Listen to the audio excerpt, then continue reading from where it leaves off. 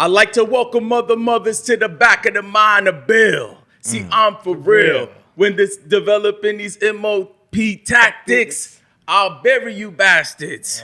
Make custom-made caskets. The BG. Soldier nigga. YG. Even told you nigga. I'm trying to help you. I don't know it all. I got the first line in.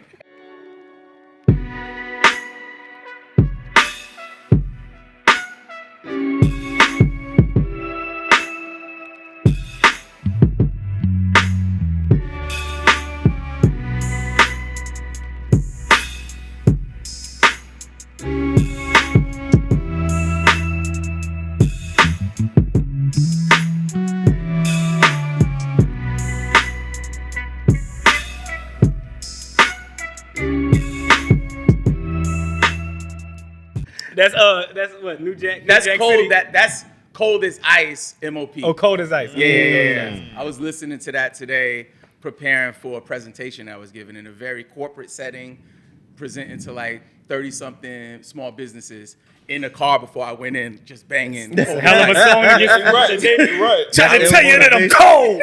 Cold as ice. Willing to sacrifice. Love that record. But yo, don't quote me. We're in the 70s now, man. Give it up for that, man. I can't believe I've been looking at y'all faces for this many episodes. Oh, my man. God. Right. You know what I'm saying? But yeah, we had a lot of if you watching this, all the ill episodes came out already. Add this one to the list, a surprise episode that y'all really didn't see coming. I'm your moderator. I go by the name Drect. As always, I'm just here to make sure my peoples look good on camera. Salute to Wolf. Salute to H. In the corner today, we got my man Eli holding it down. Yo. But you from Jersey too, so Yeah, it make a lot of sense. I told you, bro. I'm P2, man. I'm where I'm from. Shout out P, man. My man in the red hat today, you know what I'm saying, with the crossed out Aaliyah eyes, to avoid all potential copyright or trademark infringements. You know what I'm saying? We got my man Rizzy Smalls, a.k.a. Rain 910. What's happening? I'm here. Happy to be here. Yo, and next to him. I'm happy to be anywhere. And did we decide a green of MJ's shirt today? It ain't Celtics green. It is Jets green. It's Jets green. Green. Yeah, Oscar You can say green. that That's too. Oscar Oscar green. green. Don't give me that look.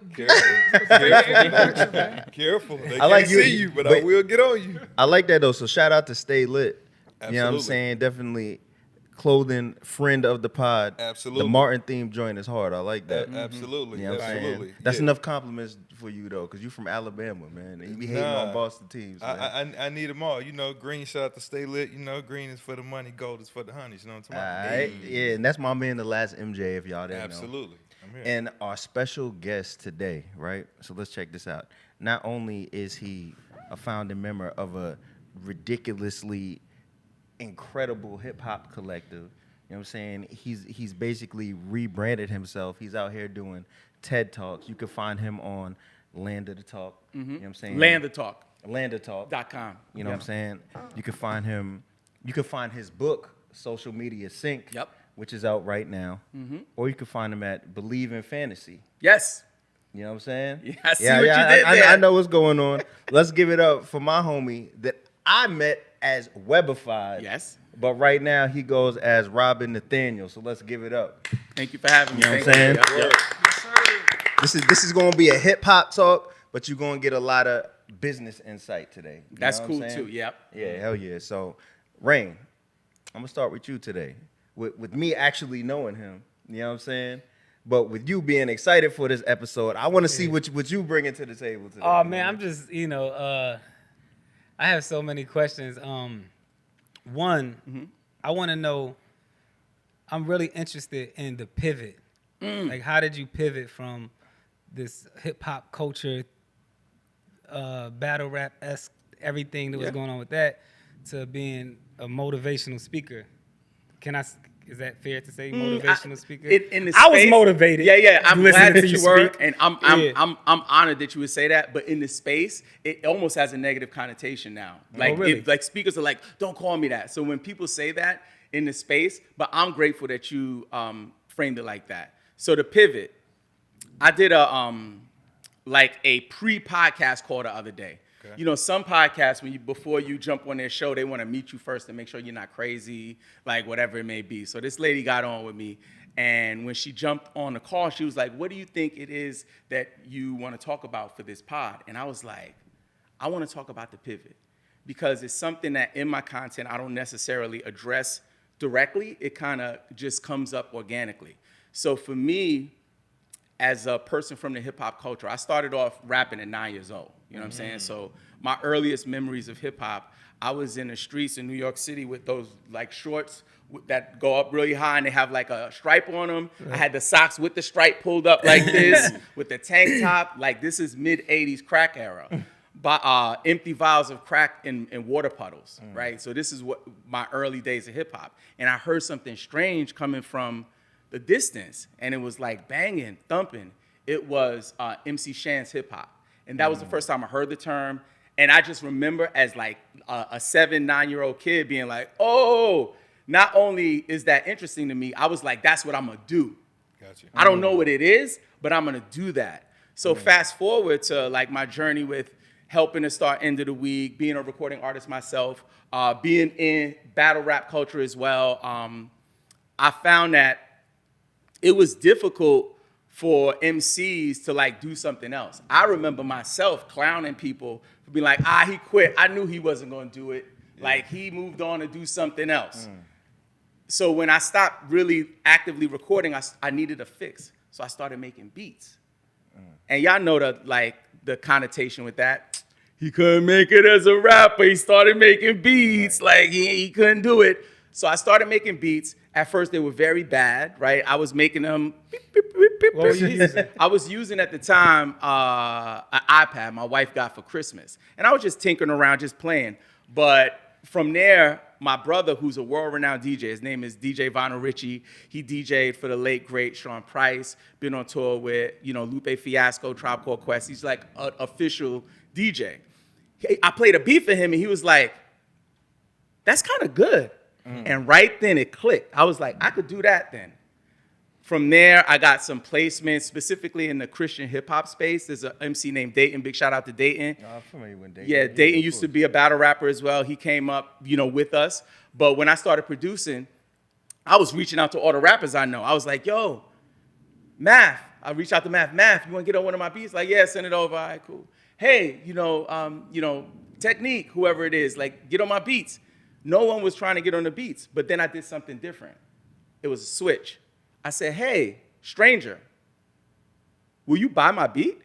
And guess what the stranger said? Sure. How much? I said, I don't know, $100?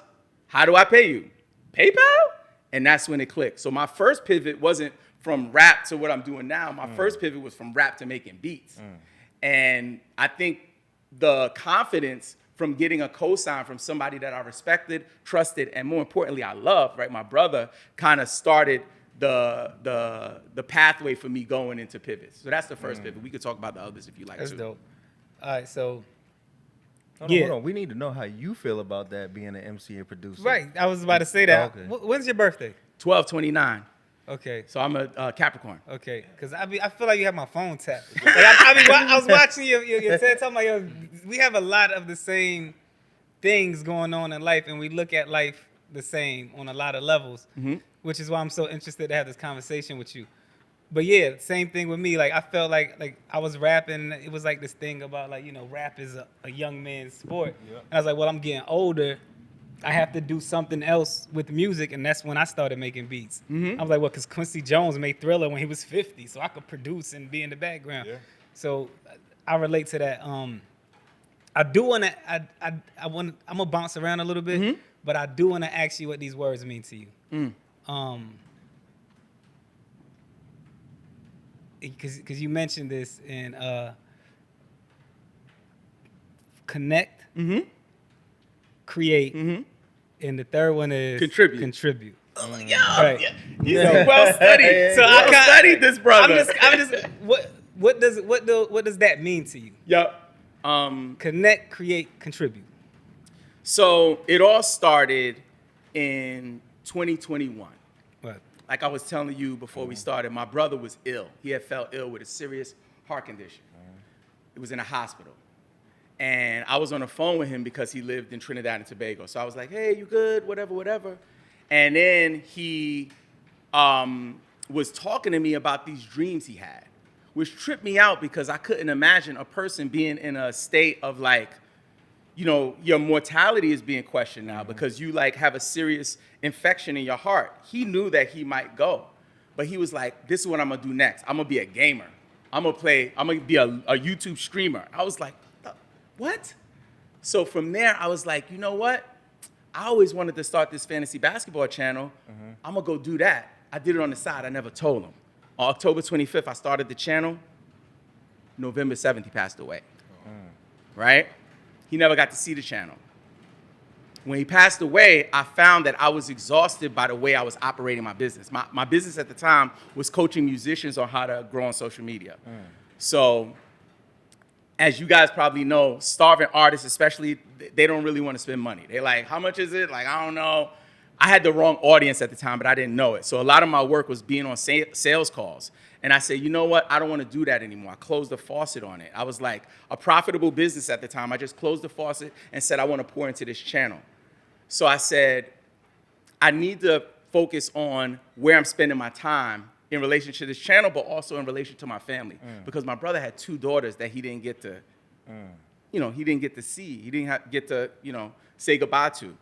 So I did this audit of my life. I call it the joy audit. Like The joy audit. every minute of my day, I analyzed and broke it down from my commute to work to the time that it took me to, you know, take my kid to practice, for basketball practice, to the time that I spent with my wife in the morning having coffee. And I saw that my life was a mess. It was like, I'm all over the place. I'm like, I don't have no rhythm or flow. And then I was making a sandwich. As I was making a sandwich, it hit me like a ton of bricks. Create. I'm not making a sandwich, in fact. I'm actually creating something. Put my little, you know, my touch on it. I'm not just having coffee with my wife. Connecting. I'm connecting. And I'm not just going into the office or serving these mission-driven organizations that I serve in my agency, but I'm contributing. And if it don't check one of those boxes, I'm not doing it. And it simplified life for me, but more importantly, it made me operate in a space of intentionality. So now I know, like, if it doesn't check one of these, like us sitting right now, I got to connect, I'm getting to contribute, and I get to create. And all 3 in this space. So that's where it started, and that's what it's all about. That's dope. I got a question. So hearing you speak and hearing the things that you talked about in your TED Talk and whatnot, where does that sense of like you're a hip hop kid growing up in New York and that chaos, where does that sense of like organization and discipline and structure that you have, where does that come from? Is that from within the home or is that from role models? That's a mix. I would say my mother was a small business owner. Okay. So she had a 4th grade education, came to America pregnant with me, so I could be born in America, and from Trinidad and Tobago, and went on to become not just a successful small business owner, but a homeowner in New York City in the late 90s, like bought a house for millions of dollars in a white neighborhood. Was one of the first blacks to own a property in Canarsie at that time, which was wild. So I think indirectly that was a part of it, but hip hop, I believe, is a really big part of my discipline. So, for example, we talk about End of the Week a lot. If folks don't know about End of the Week, it's an international hip-hop movement in over 18 countries. We do a multilingual hip-hop event where we bring MCs from all different countries, and we bring multilingual judges for them to judge them, and we crown world champions every year. Last one was in South Africa, in Uganda, my apologies. So we've hosted this event in Paris, France, in England. We have world champions from all over the world. And I was the person who took this concept from New York and took it to Europe to start the international movement. Okay. To do that required not only discipline, but required tremendous sacrifice. I gave up my 20s, essentially. I traded in my 20s for hip hop. I didn't know it. I thought I was being an opportunist for myself. But as you go through a journey sometimes and you get further across you make it through the forest or whatever it is, you realize it's something bigger than what you thought you were going to do. I thought I was going to blow up myself. In fact, I was going to just make a contribution to hip hop. There are people who don't know me that do End of the Week right now. So I think the discipline, a lot of it came from having to get up and get on a train and go to another place, wake up my bandmates and be like, y'all got to get up. We got a show. Like, people being mad at me. I remember, like, I was infamous when we would be on tour. Like, I would be the one, get up, knocking on everybody's door, and they'd be like, I hate him. But, like, that was just the way I was built. So I think it was a mix of my mom and also hip-hop. Nice. So, real quick, because hip-hop, right? You've been around so many lyricists, so many great wordsmiths. But I'm going to say this. Shouts to your wife. She might have dropped the illest bar of the decade. Do what you are. Yo, this guy. Yo. Right? That is a bar. That is a bar. Can we break down that bar? Do you remember the day she told you that? Do you remember how that quote shifted how you think?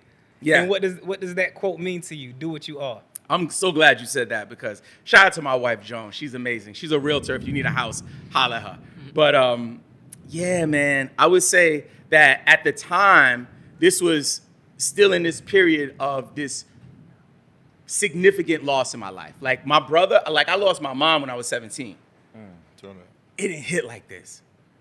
I compare it to when you see, like, carcasses and there's no insides in the carcass. Like, the body is empty. Yeah. That's how I felt. I was walking around and I felt like my body was light because I was missing parts of my organs. You know what I'm saying? It felt like I never felt pain like that. You know what I'm saying? And it, even to this day, you know, my brother passed away in 2021. I'm doing this, like, press run or whatever, like, going around doing podcasts and stuff. And every time I bring it up, I think about him and I feel like he's right here with me. And he does this. He's here I in feel, I spirit. could feel his hands on my shoulder, like, you good. Like, Yeah, push that's through it good. because they need to hear it. So at this time, I was trying to seek and identify purpose. This is a big part of my work. And I always raise my hand and tell people, all the stuff that I teach, all the stuff that I help people with, I'm working on too. So I never come across as a coach or a leader that's like, I know it all, follow me because I'm perfect. Right now, we live in a space where everybody shows their highlight reels, right? Social media, highlight reel, you know what I'm saying? Like, got the promotion, just got engaged. It's never like, yo, my dog died, you know what I'm saying? I cooked the ground beef and it was rotten and we didn't find out till later. Nobody's doing that, right? So I found that I needed to get a deeper sense of purpose. And my wife, she sees me when I'm in those moments, and I always try to solve those puzzles by myself. And she gave me a book. It's by a gentleman named Rick Warren. It's like a religious book, and it's about purpose. So I started reading the book. Rick Warren. Did he write? Oh man, we'll get back to it. Yeah, but I didn't. Do you remember the name of the book? I believe it's something purpose, like find your purpose or something. Okay.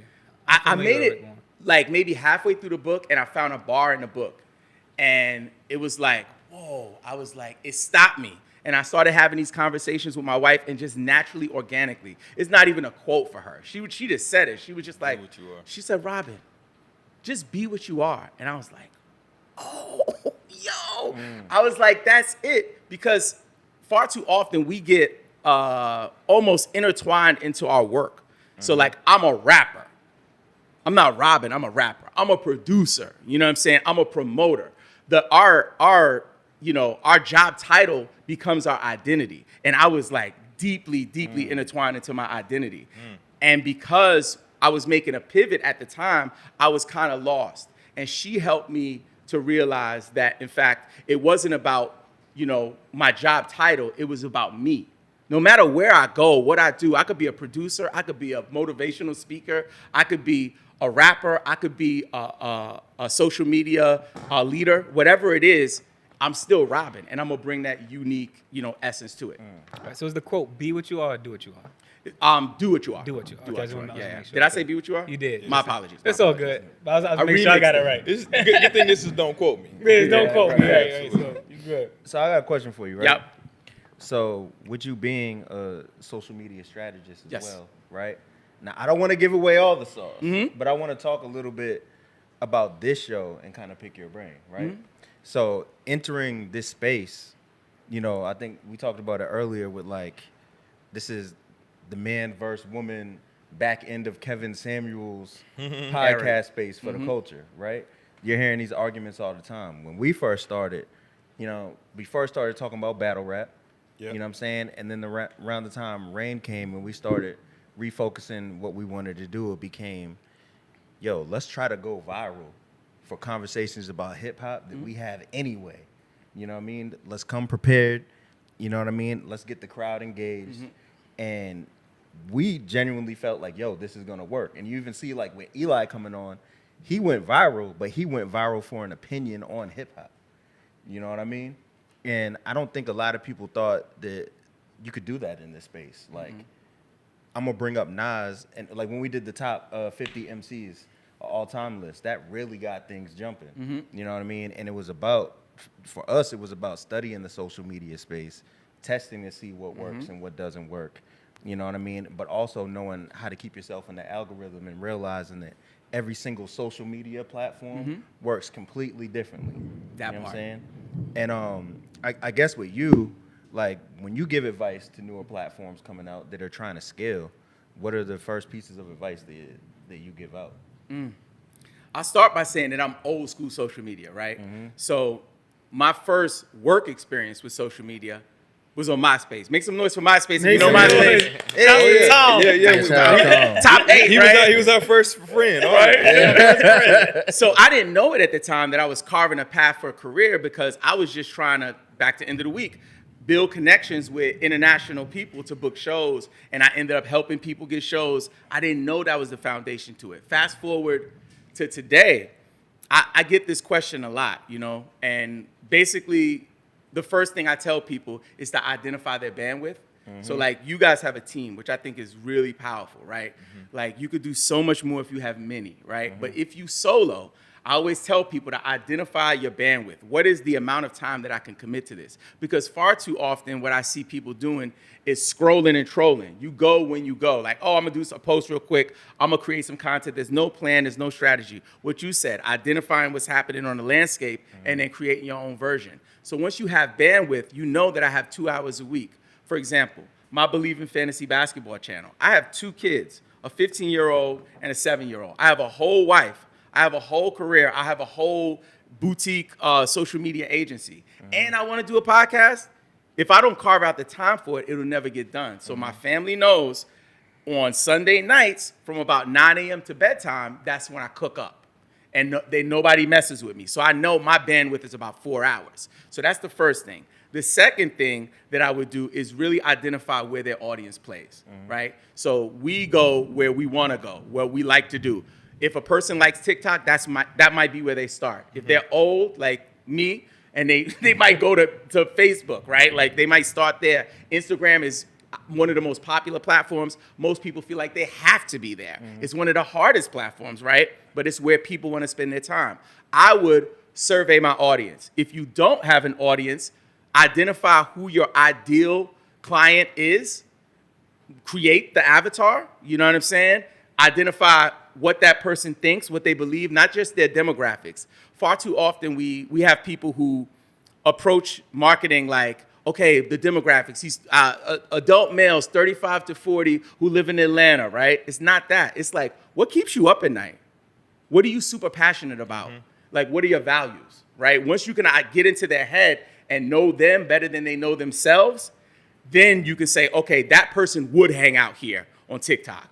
And then what I would do last step is just focus on one platform to start. I would reserve my handles across all platforms. I wouldn't say don't neglect them.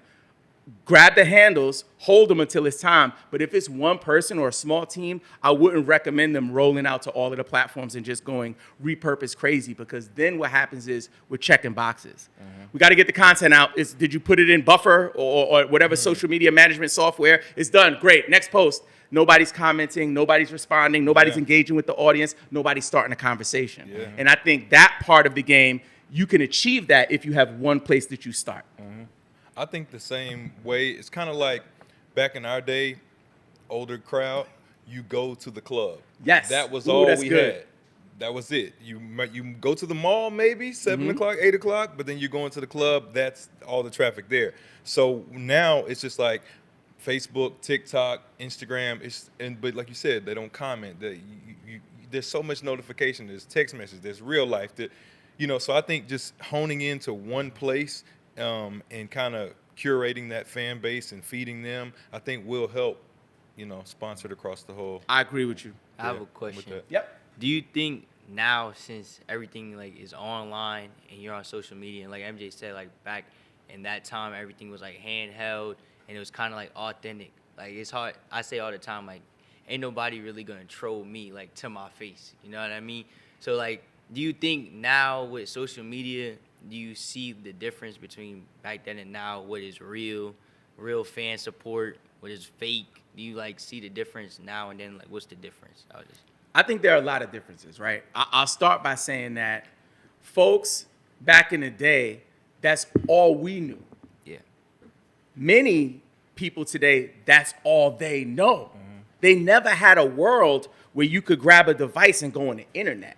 I'm sure that's you, right? For your age group, you guys, you've always known the internet, right? Yeah. There was a time, y'all, and I'm sure some of the people in this room can relate, that we had phones that you had. Right, come on now. You had phones, Easy, cowboy. right? They had phones that had buttons on them, and if you really old school, they had like these things that we call rotary dial, and you would have to like call, and when people didn't answer, you didn't get them. Remember that?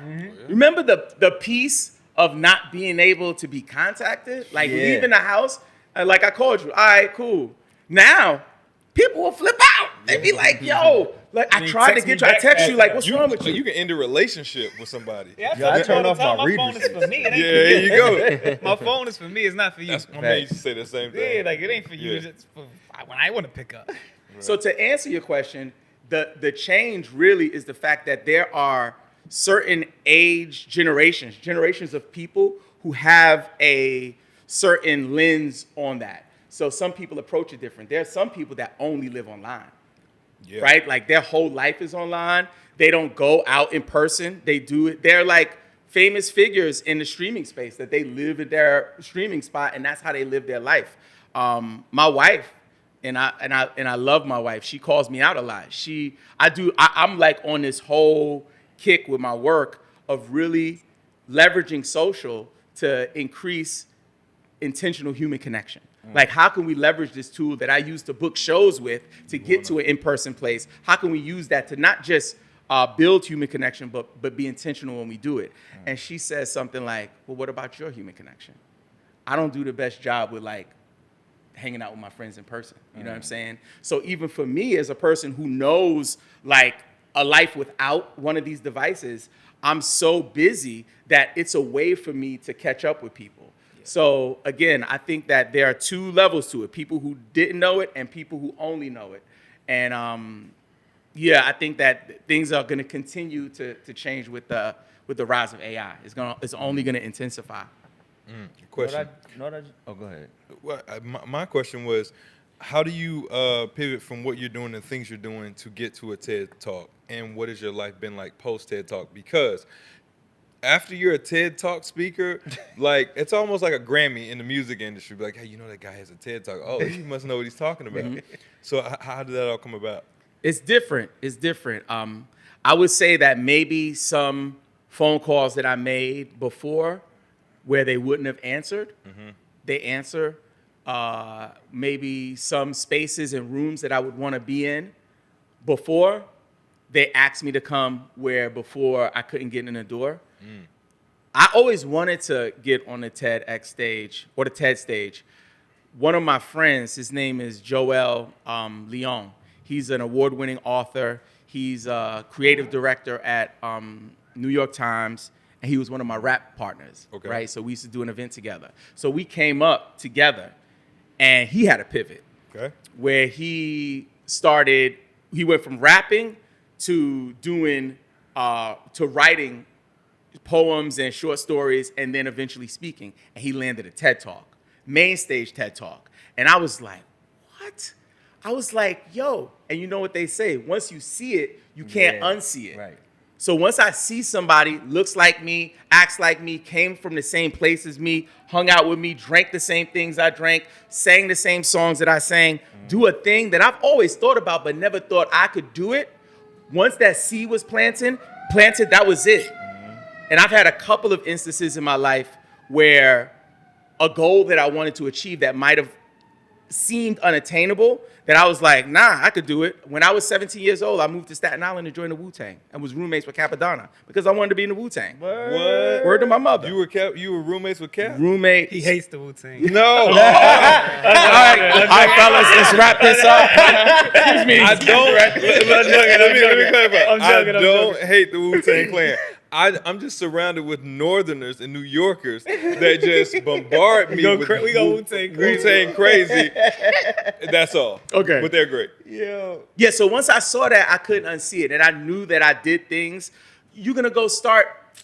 When I sat with Vice Versus and James Bong from End of the Week and told him what I wanted to do to take End of the Week, God bless, rest of dead. I love VZ. VZ was like, how? He's like, how you going to do that? I was like, no, I'm going to just go to Europe and I'm going to just meet some people I'm going to do. He's like, all right. So I have this like this trend in my life where it's like, if I see something that's been done, I feel like I can do it. And from there, I just checked the box and I was like, I'm going to do that one day.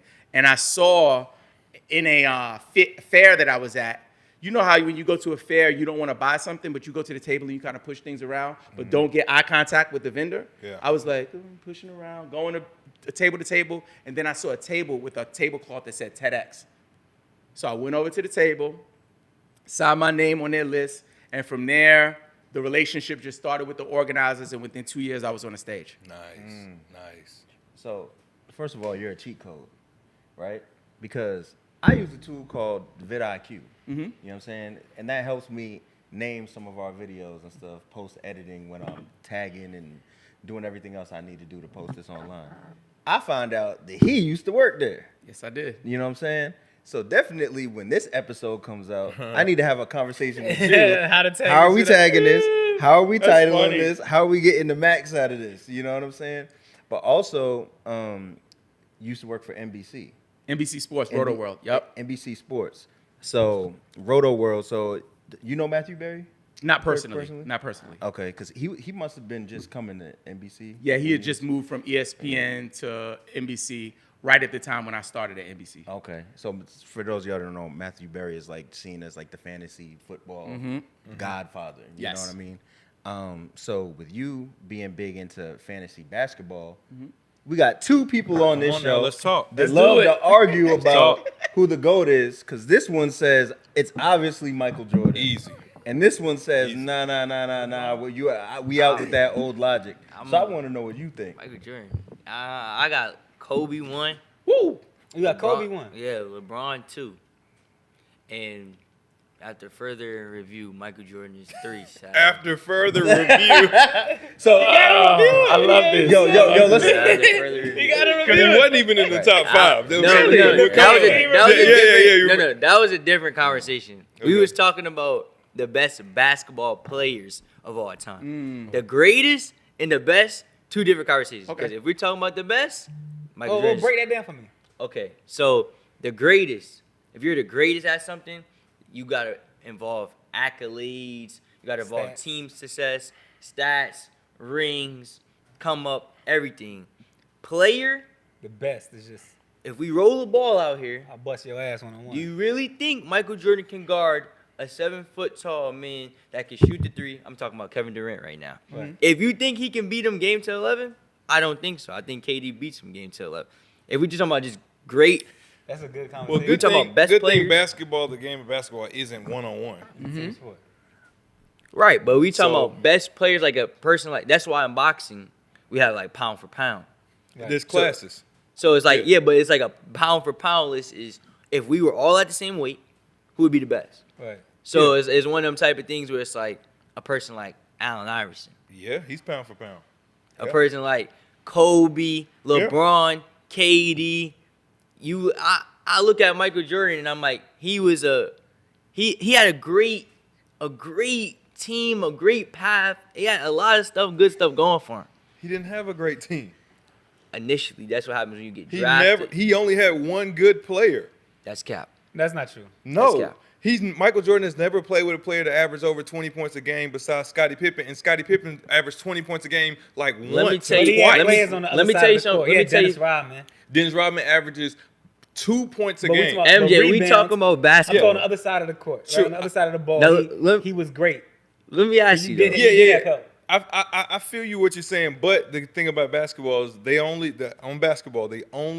scoreboard only takes count of one thing, which is what? It is Points. points. That's it. But I'm saying scoring is I'm- the most important part of basketball. I'm gonna say this though.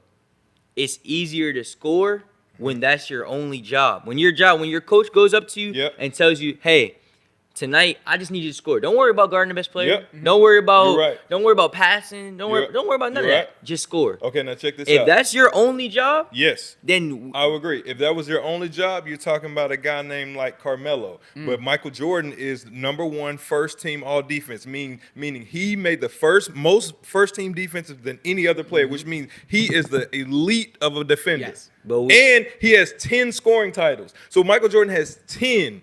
1, 2, 3, 4, 5, 6, 7, 8, 9, 10.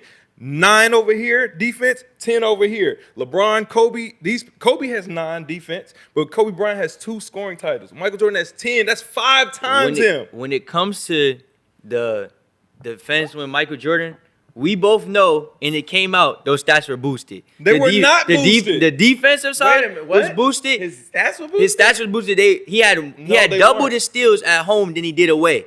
No, His listen. stats were boosted.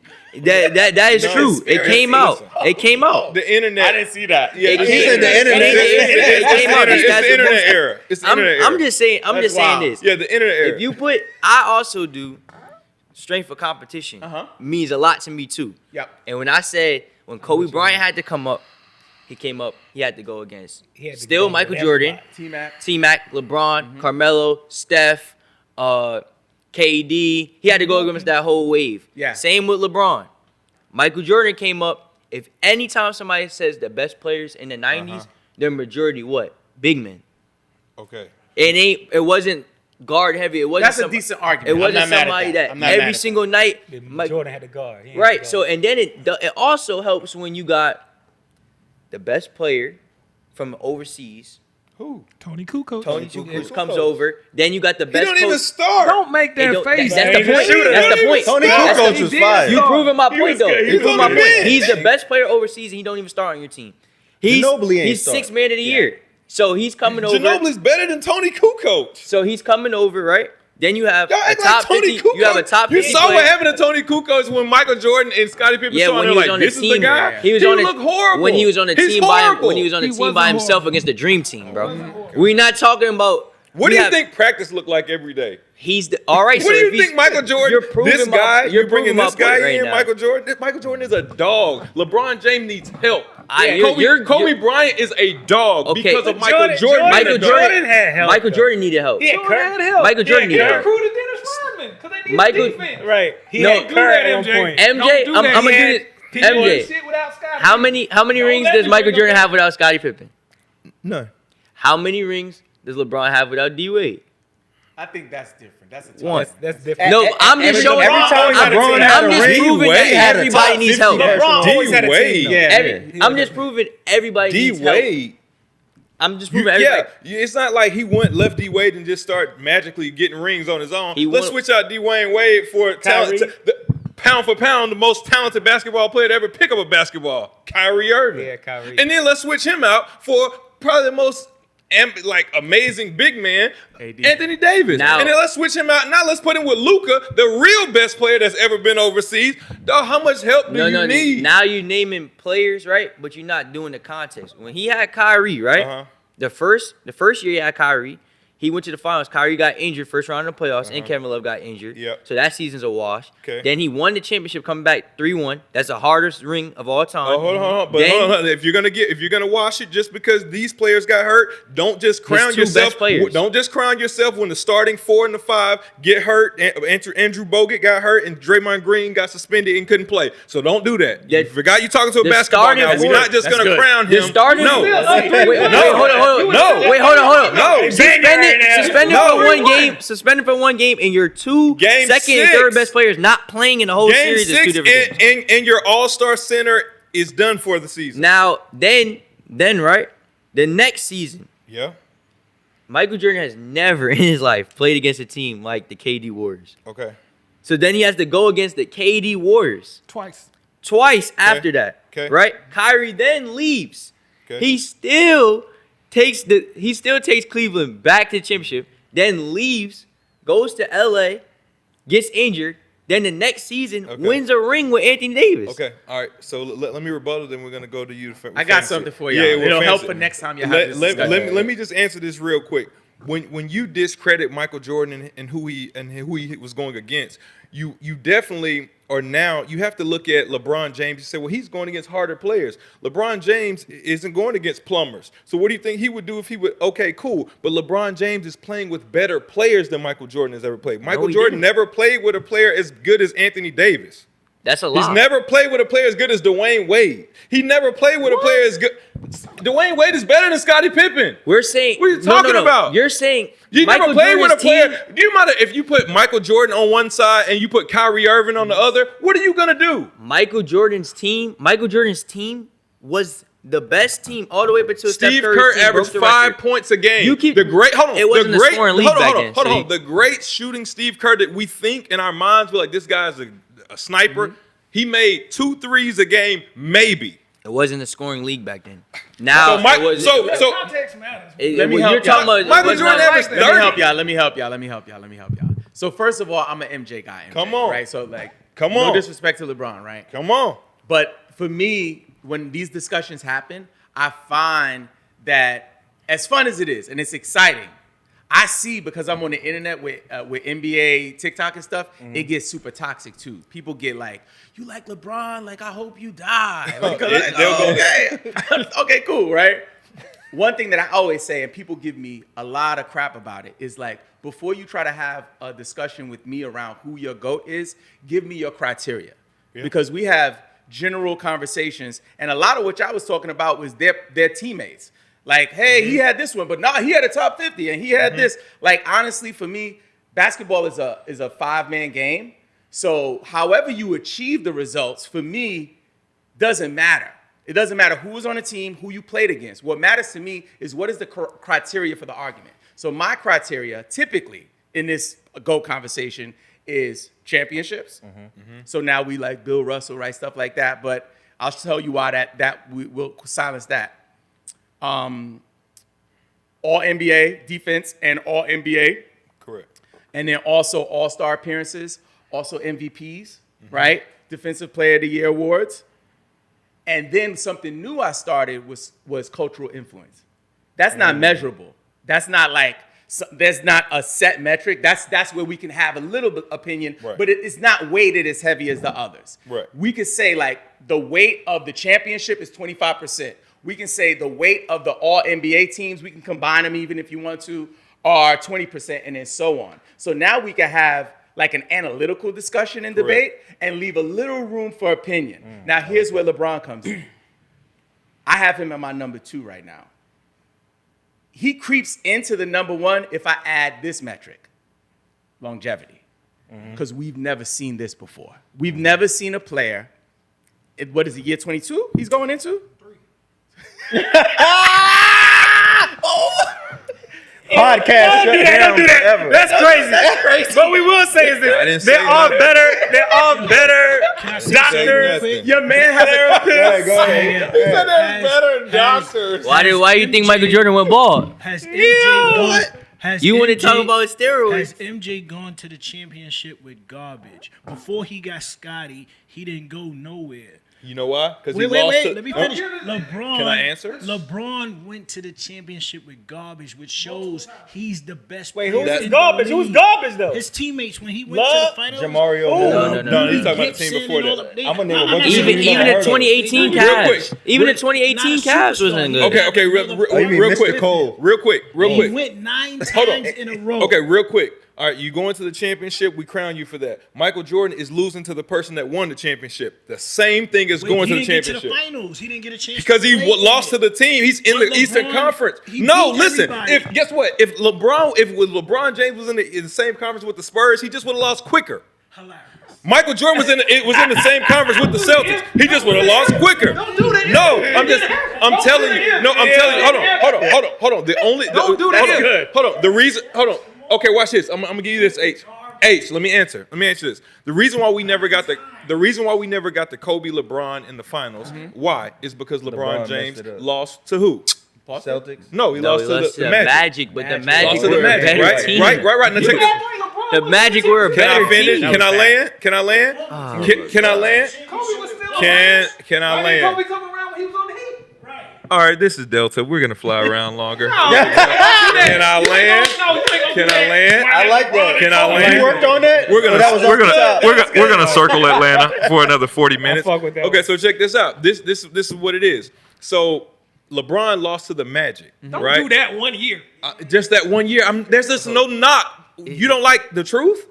His team was ass, bro. Okay, now listen. There was many years they could have both win. Listen. Why Okay, you so doing why that does he 1 get year? a pass for his team being that, but Michael Jordan losing to the same team that goes to the championship? You Saying knock him down. Nobody gave him a pass. You said the Kobe and LeBron finals. No. What I'm saying is we never got that because LeBron lost to the Magic, right?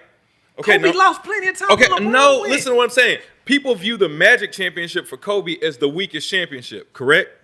Most. Okay, this is the same team that beat LeBron. No. I'm not giving It's the same team. They beat him in Magic the Eastern championship. Conference. The Magic championship wasn't the weakest. The Nets. was the weakest? The Nets championship.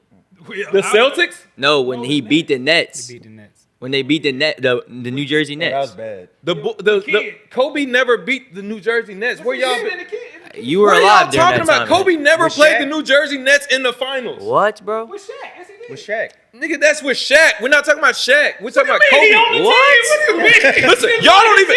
So we only got 2 chips. No, y'all don't We even. only got 2 chips. No, We ain't count Shaq. no, y'all don't even count the. said Y'all Shaq don't was even a count the cheater. Shaq chips as cheater. Kobe chips. Who don't count the Shaq chips? Who No, can't? what he's saying- what Who he's can't saying win a is- championship with Shaq? Right. That's Okay, what he so said. I don't count the Scottie Pippen chips now. Since we're doing that. So what did got Scottie zero. Pippen do when Michael Jordan went to go play baseball? He Did he got ever make it to robbed. the He finals? wouldn't win to the finals if he Scottie didn't get Pippen robbed. Great debate. Scottie Pippen's not There you go, Michael Jordan. Scottie Pippen's not that great. No. But yo, let's keep it Whoa. moving. How we for a going second. crazy now? Let's keep it moving. I got something else about Changing the basketball. narrative. Right? Per usual. Right? I got something else about MJ basketball. changing the Right? narrative. So Change the look. narrative, MJ. Look, right? This is a group exercise, but I want you to kick this off. Okay. Since you are a fantasy basketball expert, right? I haven't seen anyone do this yet. Correct me if I'm wrong.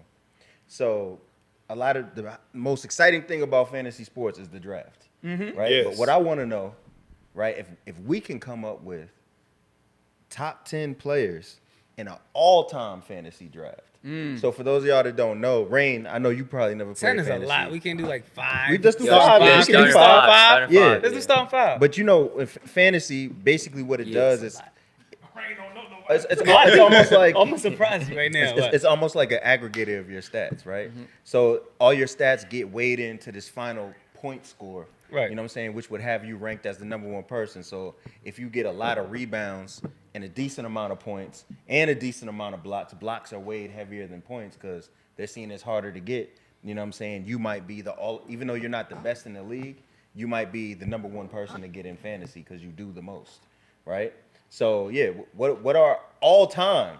What would our top 5 picks be in a fantasy draft? This everybody individually. Do we have to pick Yes, differently? of all basketball players all time. How about We gotta pick differently. All together, we gotta agree on it. Everybody picks their. No, I think Everybody picks their let's five. do a draft. Let's do a Everybody draft. pick- let's everybody pick Let's their do it. five. Let's do a draft of everybody gets 2 picks, and that'll be 10.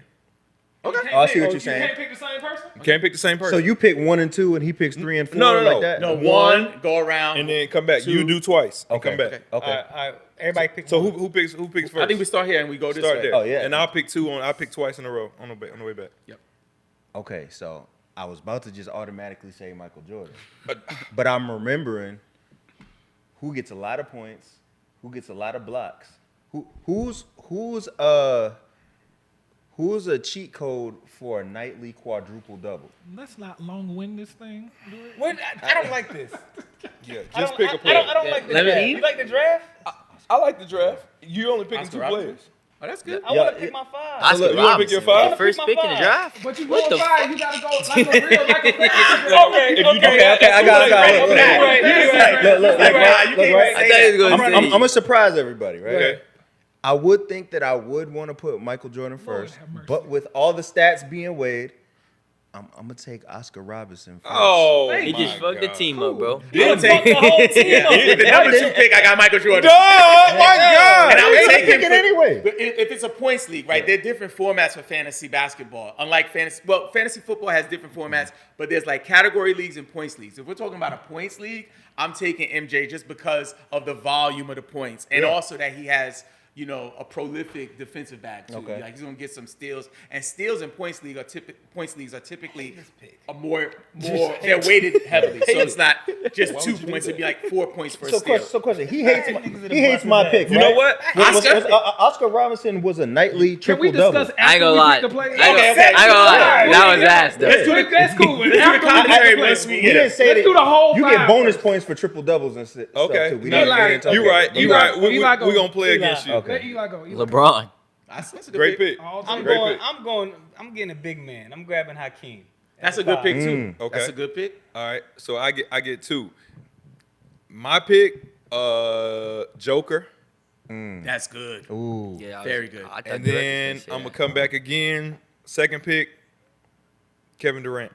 I mean, I'm gonna go with the obvious. I'm going Steph at the 1. Kobe Bryant. Victor Wembanyama. That's the guy. He's the guy. Yeah. And I'm gonna go. Wilt Chamberlain. I know I'm gonna go. Bob Cousy. Bob Cousy. I'm gonna go Y'all don't know. Kareem Abdul-Jabbar. That's a good one. Okay, that's a good. And these are all prime players. Prime, my prime. Now we got the prime. How old are you? This Listen, man, you never played fantasy basketball. Oscar Robinson getting a triple-double every night is going to be about Not a- 50, 60 fantasy points. I ain't Yeah, gonna lie. somebody should have drafted Wilt. That's my bad. Somebody should. Somebody We played ourselves. I was Yeah. thinking Is it Robert's funny, turn? so Is it your turn now? No, I already went. we I don't. was like, We don't. I but chose it's no proof Wemby. that Will actually put up 100 in a game. I That think- is a myth. That's a sign. Hold on. Here's That's what, the only proof we here's got. what There's I- no proof here's, of that. Here's what I think. I think he did put up 100 in the game. I don't think it looked pretty, think which is it's why they vaulted the tape. I don't think that matters though if it looked ugly. Nah, I think he was traveling. I think, and- no. yeah. I think the competition. Was bums. Yeah. This is the thing. I don't think nobody. This is not even 5'9". take on the game. He had No, to make no, a couple dunks. no. They have a tape. It's locked. It's in the vault. They said It the was like- zoo was in You town. saying it was like 5'9"? No. I just think it was like older guys that just kind of like looking like the white dudes. Like we can't do So it. That's how I said it. That's how I felt watching Michael Jordan. So the regular teams he played when he scored the 70 points, like it don't make no sense. No. But I think at some point they just give up. Like just God, just let. That's him. how I felt watching the We Last can't Dance. stop him. That's how I felt watching the Last Dance. Like, The way they was talking about Michael Jordan, Black Jesus, we couldn't do nothing with him. In today's league, Anthony Edwards would have looked at Michael Jordan like, man, Let me explain. we ain't going for that. Eli. We got three Hold on. more No. rounds to go. Don't do this. Can we No, please we go? were only doing 2. We had only- an was hour. only 2. Oh, no, Yeah. I'm gonna say this. We only do 2 picks? No. Well, we we're get just 10, doing. the no, whole we done. team We at 10. done. We're done. Yeah, we're But done, yeah. listen, I'm gonna say this. This is gonna pivot the conversation. And this is what happens from the era of like that. Michael Jordan. What makes Michael Jordan special is not just what you see. It's the intestinal fortitude. It's his what you're looking at him when he's like anybody saying he's better than me, I have to make up things in my mind and kill this guy. Like people that are sick like that, you can put them in any era. Like Tom I Brady. Let's respect. be No, no, no. honest. Yes. Nobody looks as good as Michael Jordan playing the game. no, they do exactly. They He don't. looks the best. I playing the respect game. Michael Jordan's mentality. All I'm saying is this. You put on your shoes the same way I put on my shoes. No. If I'm going up No, you against don't. people, Jordans is a No, them different shoe. Jordans- even if it is a different shoe, you're not supposed to come out your mouth and call another man Black Jesus. Okay, What but the- check this Yo, out. if somebody's going against me, All right. racing me or playing me in ball, and they calling me Black Jesus, you lost before the game even started, Hey, bro. listen, Well, why you think people even said how that? do you think No, they he's got that that? People good. giving up- he had grown men He's giving up. good, but He when said you he got play- him at number 3. Hold up, we gotta say something real quick. It's 1 million basketball players of all time. He has him at number 3. Y'all making it seem like Nah, That's what they do. like yo, he's at Kobe. 3, y'all. still just wrong. That's all. Eli. I told you, if you But do, it's if you're still doing at the great, 3, like, if you're God, doing the dude. greatest of all times list, like you said, like rings and all that other stuff. Same thing with the rap list. What's my famous quote? if I could make a boring ass list, then I'll do it. Michael Jordan, Bill Russell, Kareem Abdul-Jabbar, Will Chamberlain, and Hakeem Olajuwon. Woo! Nobody cares about that. I'm talking about who's They the do. best Damn, no players. Larry Bird, bro. Who's the best? Damn. And he's a fraud too. Larry Bird's But fraud. hold on. Larry Bird's fraud. Eli. And I'm gonna say this, and what I'm saying is, Kobe Bryant. You see, when you mix certain things, like Kobe Bryant's your GOAT. Kobe Bryant has the same sick mentality Michael Jordan has. They're the same. Yes. So what I'm saying is, once you get a person that has that, they're gonna stay up all day and practice 3 times a day and make up stuff in their mind, and then you give them a 6'6" physique, and then you give them coordination, and then you give them skill, and then you give them Hang time. dog. Pause. It's like if you put that in anybody, like if you put what's in Lil Wayne, if you put what's in Lil Wayne or what's in Kendrick Lamar or Eminem, like Crazy today. it doesn't matter that Eminem is white. It's something wrong with him to sit up and rap 20 billion times. Like you can put that in any era, anytime, and there will be instant results. Yo, Eli. That's what greatness is. Let me say this to you, right? And then I want to move on from this conversation.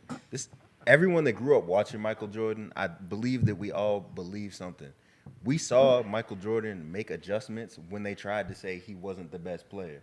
And everybody folded under him. You know what I'm saying? He changed and adapted his game based on what the media was saying or what he had to do to win. I believe that if you drop Michael Jordan in this era, he's gonna find it out. He's gonna take somebody's With heart. that being said, Yeah. I do want to say this. Right. So growing up watching Michael Jordan, one of the illest things about Michael Jordan was him getting cut. Right? Yeah. From high school. High school. Yeah. 10th grade or something. He Yeah. got cut, and He was then up in the you know varsity. having to like regroup and look at the game from a different way. So there is a certain level of nostalgia. There is a certain level of excitement that comes with the underdog story, right? Which is leading me into this conversation about when we're championing the underdog. It's very important that when we walk in rooms and we display our vulnerability, because that is what makes people connect with us. Correct. Right? And you call that the mud on your boots. This guy. Yeah. Like that. I do. You know, sometimes people are not prepared. I do a lot of stuff, and people will be like, "Oh, yeah. So what is it? You teach people how to speak?" I'm like, "No, like what?" Right. So I appreciate Right. you. So the mud on your boots, you describe that as, your flaws. And a lot of the times, we walk through doors and we wipe the mud off our boots, and so we can present ourselves as clean and as pristine as possible.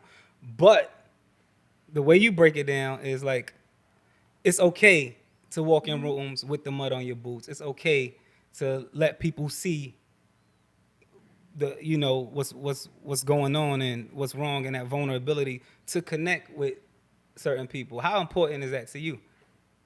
It's super important. Like, I appreciate you bringing that up, because it's something that I talk about a lot, and it's because I lived for so many years of my life being ashamed of that, like not wanting to show the mud. Like, it's embarrassing stuff. Like, my brother did 20 years in prison. You know what I'm saying? I don't want to be give a speech in a corporate environment telling people that my brother did 20 years in prison. You know what I'm saying? My mother passed away. Like, all of that kind of stuff, like, it's messy. You know what I'm saying? But like you said, I find that when you can share the part of your life that maybe is not the sexiest, not the most, it's not viral, right? That sometimes it impacts people. And that's why I do it. And more importantly, that's why I teach my kids to be okay. My son wants to be a basketball player. We're talking a lot about basketball, right? You play ball, right? So my son, he's 15. Like, he's like 6'3". He could jump out the gym. He's dunking, everything. But he still has a lot of work to do. And oftentimes when he misses a shot or he makes a mistake on a court, he like carries it with him to the next play. In life, we do the same thing. We have like a loss, something came up, like you didn't get the job, or you lost the money, you lost the bet, the girl broke up with you, the guy broke up, whatever it is. And then we carry that the next day and we take it the next day. And more importantly, we hide it. I don't go around like, yo, she broke up with me. You might do it with the close people that you're with. But like, I feel like for my journey, once I started being able to like release that valve to share some of the mud on my boots, it opened up opportunities for me too to like reach more people and impact people. So I think it's critical for us to be okay with having the mud on our boots and also sharing it. Yeah, and it's dope because I appreciate you sharing your stories, no matter how deep, how dark it gets. And I saw you have this conversation about if you could have dinner with anybody, it would be your mother. But what was interesting about it is just not any time with your mother. It was like you wanted to speak to your mother in her 30s, so you could have an adult conversation with a real conversation. And that was crazy to know because you said your mother passed when you was very young. How old? I was 17. So My senior year of high school. And a lot of your interactions with your mother was like hi and bye. Hey, mom, love you, mom, right? You never really got a chance to build with your mom from a mature adult standpoint. And the reason I'm even bringing this up was because I was moved by that conversation about you wanting to have those adult conversations with your mother. And it made me call my mother today, right? And I called my mom, and after watching that, I was like, yo, I really, and I never told her this, but I really appreciate the conversations we have because I'm fortunate enough to have those conversations with my mother, those deep conversations. And sometimes I take them for granted, right? I don't, like, me and my mom, we talk, get into these deep rabbit hole conversations about everything, right? And it doesn't mean anything to me, right? Yeah. It's like we have the conversation, I get off the phone, I start making a beat or writing rhymes or kicking it with my niggas, drinking, whatever, right? And after hearing you talk about that, how you don't have that, you wasn't fortunate enough to have those conversations, it made me stop like, whoa, sometimes we move so fast and we don't realize the blessings that we actually have. And I call my mom like, yo, I really appreciate the conversations we have. So I appreciate you walking in rooms with the mud on your boots. I appreciate you being vulnerable on that level because it does move people. That's good. You know what, Rain? I would say to that is that I gave a talk today at Chamber of Commerce, right? And one thing that I said when we talk about metrics, right? Like people are like chasing virality and all of that stuff, which is okay and it's cool. However, when I get comments like that about what I'm doing online, that's worth more than a million views to me. You know what I'm saying? I ask people often, would you rather have a million views or would you rather save 100 lives? Like, which one would you prefer? You know what I'm saying?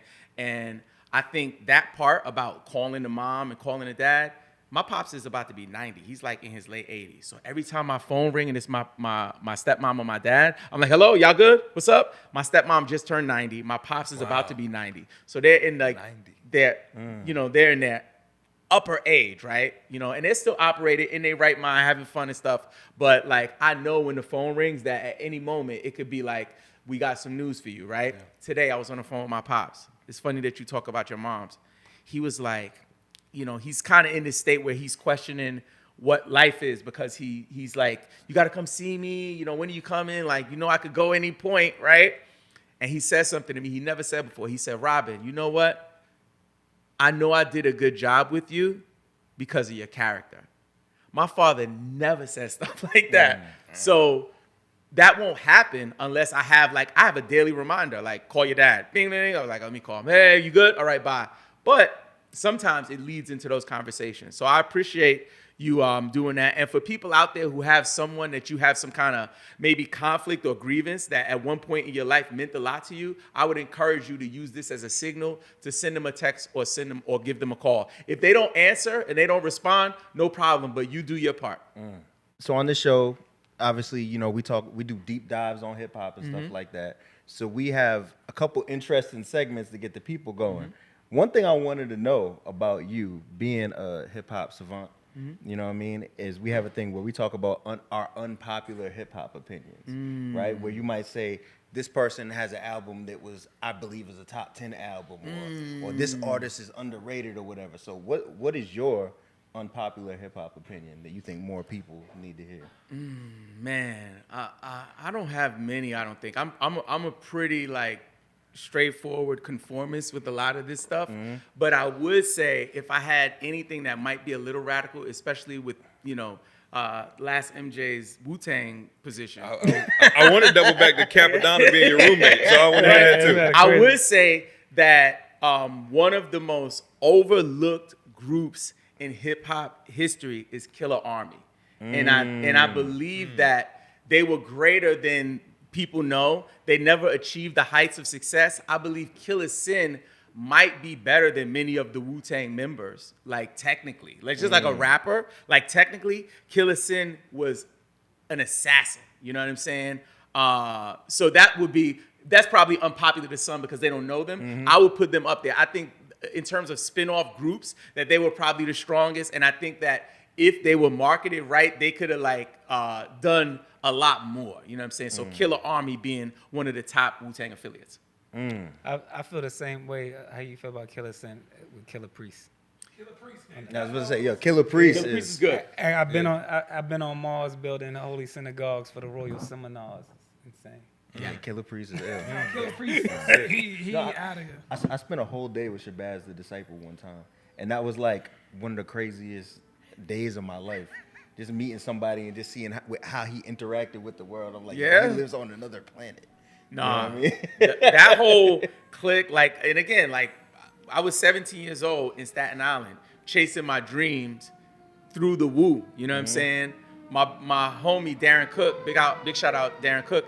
His brother Blue lived with Capadonna. Okay. Capadonna had just came home from jail recently, and Winter Wars had just dropped. So this is at the height of the Capadonna fever. People were like, "Oh, the one with the long verse on Winter Wars, he's the one, right?" If you think about it, his album actually got pushed up before a lot of the other members. You know what I'm saying? Like they prioritized Capadonna, and I was with them every single day. I must have lived there for 6-8 months.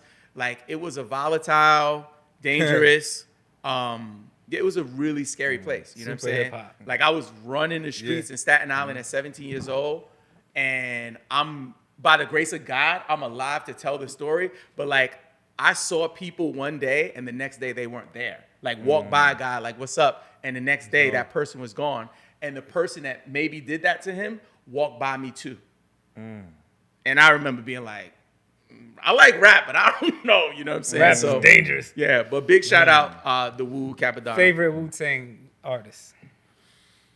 I go back and forth. The nicest, I was always a Method Man guy at the beginning, but now, full body of work, I might say Ghost, full body of work.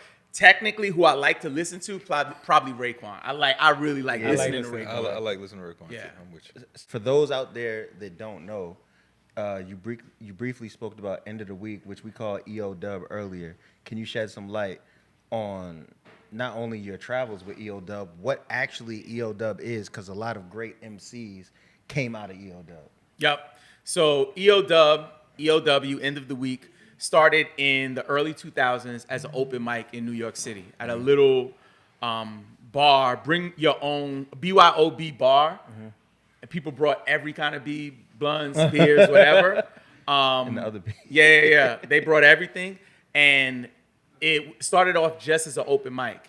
And you would see people like Immortal Technique. You would see people like the late PH. You know what I'm saying? Mecca. Big Zoo, who was the host, Vice Versus, and Prolific One. And really, it was just an open mic event. And then we went to start doing concerts where we would bring underground acts, Mobb Deep, the Fab Five. We would do these shows at BB King's and stuff like that. And then in about 2003, I had this crazy idea that I wanted to take the event and the competition that we did called the MC Challenge, which is a 5-round hip hop competition. I wanted to take that to Europe to start chapters. And my team was kind of looking at me like, how you gonna do that? What's the logistics? I was like, I don't know, but I'm just gonna do it.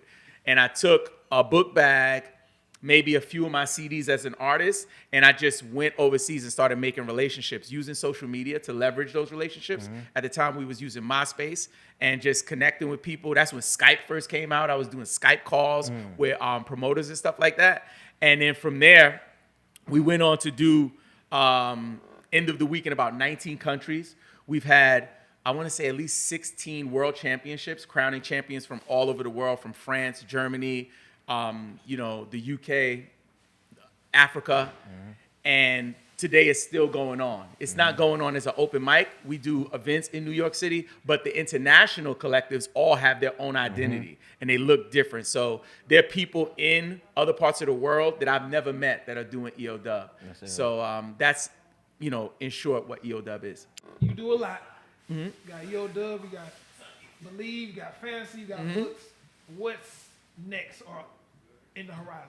Right now, I think the primary focus is making sure that I'm open to any opportunities that come my way. Going from being a rapper to a producer to being a coach for musicians to being, working in the private sector, working in the nonprofit sector, now working for local government even, you know what I'm saying? And then now serving mission-driven and nonprofit organizations, and it keeps evolving. Being a TEDx speaker, being a fantasy basketball host, all of these things were me being open to the next step. I tell people all the time, it's something that I heard from a pastor. Sometimes we operate in life like we're in a cave, right? It's one way in and it's one way out. My one way in might have been hip hop. The only way I'm gonna get out is hip hop. That was my mission, and all I see is this cave. However, if people challenge themselves and kind of push through the darkness, you ever walk in the lights in the dark, you don't have the lights and you like feeling, but you're scared because you might step on something. You know that feeling of walking in the dark? People fear that. But if they lean into it, you'll realize that, in fact, that cave might be a tunnel. And if it's a tunnel, there's something else on the other side. And that's, I think, what's next for me, to keep pushing through this tunnel and seeing how I can impact people and new ways I can do it. Because at the end of the day, I'm a creative. I just want to cook up, right? Whatever the thing that I'm cooking up, I'm trying to cook up and serve my customers, right? But the way my life has evolved, now it's not like a drug or something I'm cooking up and serving. Now what I'm cooking up and serving is like growth, progress, and impact. So, I gotta check your book out because I believe that the best way to greatness is to, don't ignore the template that other great people have shown you, right? And I saw when you was talking about your book how you was inspired by Seth Godin. Seth Godin. Seth Yep. Godin. And I didn't read the book that you said that you. This is marketing. I didn't read that, but I did read The Purple Cow from him, and I thought that was incredible. And so I just know you said checking out his book. You kind of formatted your book in a similar way. Yep. Yeah, so I'm definitely interested in checking your book out just after having these conversations with you and watching your TED Talk. And for the audience and for you guys, I give away a free preview of my book. So if you go to landthetalk.com, you'll get access to the intro, the foreword, as well as the whole first chapter of the book. And I also throw in 2 free ebooks, social media related, as well as a checklist for people who are trying to grow on social. So the book is called Social Media Sync and landoftalk.com. Land the Talk. Landthetalk.com is where you can go to get it. Yep. So, okay, we're going to wrap the show up with this, right? They weren't prepared for this. We're not prepared for this. So y'all at home, because this is also an audio podcast as well, so you understand, I think we should play a speed round of trivia.